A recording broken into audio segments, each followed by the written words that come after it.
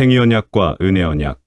창세기 2장 25절에서 3장 21절. 선악과 나무와 생명나무의 이야기가 아담이라는 개인에서 노아의 가족으로, 노아의 가족에서 아브라함의 부족으로, 아브라함의 부족에서 출애굽한 민족으로 점차 그 이야기가 확대되어 다윗의 때에 이제 한 국가에게 적용이 됩니다.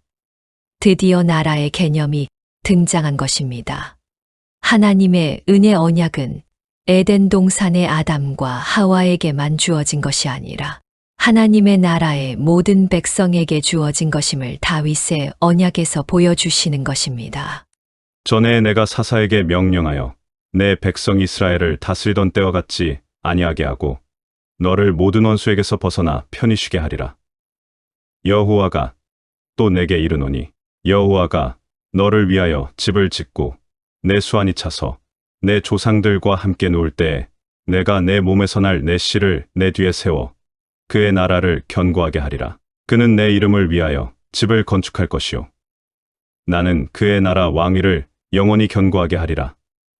나는 그에게 아버지가 되고 그는 내게 아들이 되리니 그가 만일 죄를 범하면 내가 사람의 매와 인생의 채찍으로 징계하려니와 내가 내 앞에서 물러나게 한 사울에게서 내 은총을 빼앗은 것처럼 그에게서 빼앗지는 아니하리라. 내 집과 내 나라가 내 앞에서 영원히 보존되고 내 왕위가 영원히 견고하리라 하셨다 하라. 사무엘하 7장 11절에서 16절. 하나님은 하나님께서 거하실 성전을 짓겠다는 다윗에게 하나님이 거하실 성전은 다윗의 후손이 세울 것임을 천명하십니다. 그 다윗의 후손은 1차적으로 평강의 왕이라는 이름을 가진 솔로몬을 가리키는 것이지만 구속사 속에서 해석하게 되면 그 후손은 바로 예수 그리스도이심을 우리는 알 수 있습니다. 왜냐하면 하나님께서 다윗의 왕국이 하나님 앞에서 영원히 보존된다고 약속하셨는데 다윗 왕국은 솔로몬의 아들 르호보암 때 둘로 갈라지고 기원전 722년에 북이스라엘이 아수르에게, 기원전 586년에 남유대가 바벨론에게 망함으로 막을 내리게 됩니다. 그러므로 하나님께서 나단을 통해 다윗에게 하신 언약은 예수 그리스도에 의해 세워질 은혜의 나라, 영원한 하나님 나라를 상징하고 있는 것입니다. 오직 은혜로 세워진 그 나라만이 영원합니다. 하나님은 그러한 이스라엘의 역사와 하나님의 언약을 통해서 너희들의 지혜와 노력으로 이루어낼 수 있는 것은 파멸밖에 없다. 따라서 너희들은 나의 은혜 속으로 들어와 내가 내 아들을 통하여 이루는 나라에 거해야 한다라는 선악과 나무와 생명나무의 이야기를 좀 더 자세하게 계시하시는 것입니다. 그리고 그 선악과 나무와 생명나무의 이야기는 선지서에서 이제 구체적으로 새 언약이라는 이름으로 나타납니다. 여호와의 말씀이니라. 보라 날이 이르리니 내가 이스라엘 집과 유다 집에 새 언약을 맺으리라.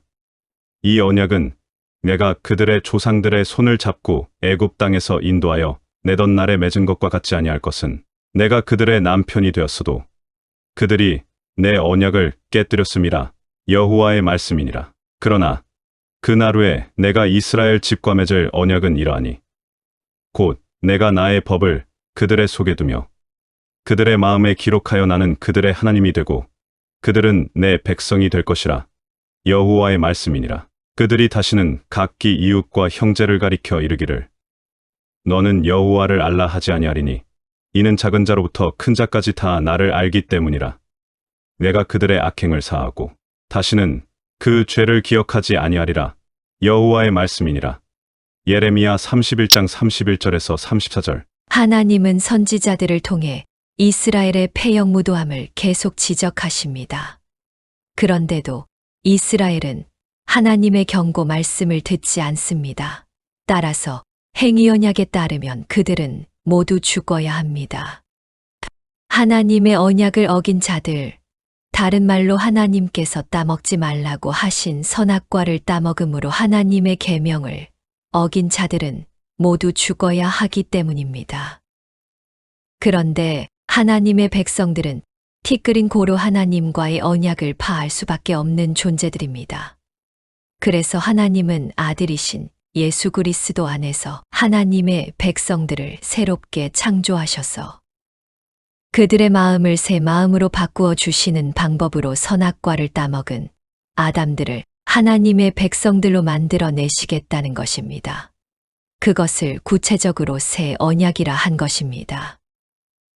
그러니까 구약의 이스라엘은 선악과를 따먹은 아담으로 대표된 인간의 나약함과 불가능함을 구체적으로 증명하는 모델이었던 것입니다. 그런데 그들의 결론이 말라기에서 어떻게 나타납니까? 누가 이 성전 문을 좀 닫아다오로 결론 지어집니다.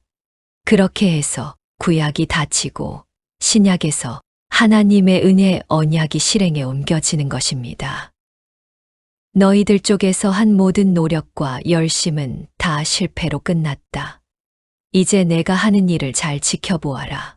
그렇게 해서 드디어 예수님께서 육신의 몸을 입고 이 땅에 오셔서 에덴 동산에서부터 시작하여 구약 성경 전체에 점진적이며 반복적으로 기록이 되어 있는 행위 언약과 은혜 언약이 어떻게 시행되어 완성되는지를 역사 속에서 성취해 내시는 것입니다. 주님께서 십자가에서 벌거벗겨져서 죽으심으로 벌거벗은 것이 부끄러워 하나님으로부터 숨었던 아담의 부끄러움이 가려지게 된 것입니다. 주님께서 나의 하나님 어찌하여 나를 버리시나이까라고 외치시며 하나님으로부터 버려질 때 우리가 그 선악과를 따먹고 버려져야 했던 그 버려짐의 자리에서 하나님의 품으로 돌아올 수 있게 된 것입니다.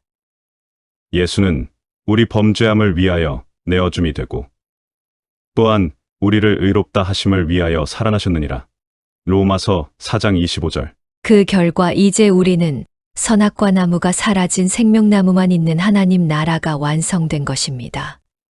지금 창세기의 창조와 에덴 동산에서부터 시작해서 선악과 나무와 생명나무, 즉 행위 언약과 은혜 언약의 상호관계에서 십자가가 어떻게 점진적으로 밝게 계시되고 있는지를 보았습니다. 이제 창세기가 요한계시록에서 어떻게 완성이 되는지 보겠습니다. 또 내가 새 하늘과 새 땅을 보니 처음 하늘과 처음 땅이 없어졌고 바다도 다시 있지 않더라. 요한계시록 21장 1절. 또 그가 수정같이 맑은 생명수의 강을 내게 보이니 하나님과 및 어린 양의 보좌로부터 나와서 길 가운데로 흐더라. 강 좌우에 생명나무가 있어 12가지 열매를 맺되 달마다 그 열매를 맺고 그 나무 잎사귀들은 만국을 치료하기 위하여 있더라. 다시 저주가 없으며 하나님과 그 어린 양의 보좌가 그 가운데에 있으리니 그의 종들이 그를 섬기며 그의 얼굴을 볼 터요. 그의 이름도 그들의 이마에 있으리라. 다시 밤이 없겠고 등불과 햇빛이 쓸데 없으니 이는 주 하나님이 그들에게 빛이심이라. 그들이 세세토록 왕노릇하리로다. 요한계시록 22장 1절에서 5절. 여기 보면 창세기의 창조가 언약을 담고 있는 것이 분명해집니다. 바다가 물러가고 어둠이 물러간 새하늘과 새 땅을 반드시 만들어내시겠다는 하나님의 의지가 창세기의 창조 기사에 들어 있었다는 것이 요한계시록에서 확인이 되는 것입니다.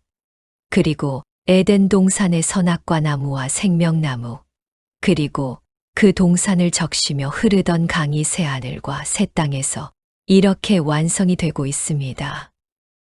한 가지 뚜렷한 차이는 선악과 나무가 없어졌다는 것입니다. 그 말은 이제 하나님의 시험은 끝났다는 것입니다. 행위 언약은 없어져 버린 것입니다.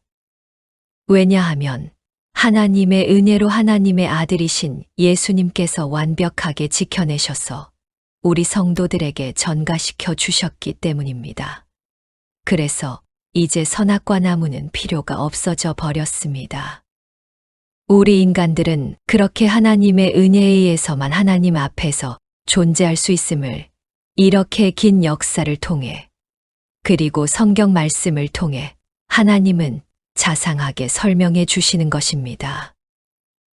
그래서 다시는 하나님의 권위를 타고 넘을 생각을 못하게 우리를 설득하고 복종시키시는 것입니다. 하나님께서는 이 역사와 성경 말씀을 통해서 하나님께서 세우신 질서를 타고 넘어서 악을 행하는 자들의 말로가 어떠할지를 보여주시고 하나님의 은혜와 질서 속에 순종하며 거하는 자들이 얼마나 복된 삶을 살게 될지를 보여주시므로 우리가 예수 그리스도라는 하나님의 은혜만을 꼭 붙들고 그 은혜 앞에 엎드리며 감사와 찬양을 세세토록 올리며 영원히 행복하게 살도록 그 하늘의 비밀을 이렇게 밝혀 놓으신 것입니다. 성경이 말하는 십자가 복음이란 하나님께서 당신의 백성들에게 원하시는 것은 너희는 피조물답게 내 은혜 속에서만 거하라인 것입니다. 주님께서 아담에게 부여된 선악과를 따먹지 말라는 말로 상징이 된 하나님 계명의 내용을 한마디로 하면 주 너희 하나님을 사랑하고 내 이웃을 내 몸처럼 사랑하라. 이 계명이 바로 선악과를 따먹지 말라는 명령이 담고 있었던 내용입니다. 우리는 이제 예수 그리스도의 은혜로 그 계명을 지켜낸 자가 되었습니다. 따라서 우리 안에서는 그 계명을 지켜낸 자의 신분에 맞는 삶에 대한 추구와 분투와 노력이 있어야 합니다. 우리가 하나님의 명령을 무시하고 타고 넘어 들어가지 않는 것이 바로 하나님을 하나님으로 대우하고 하나님을 사랑하는 것입니다. 여러분은 여전히 선악과를 따먹는 아담의 모습으로 사시겠습니까? 아니면 생명나무 열매를 먹은 사람답게 순종의 삶을 사시겠습니까? 선택하셔야 합니다.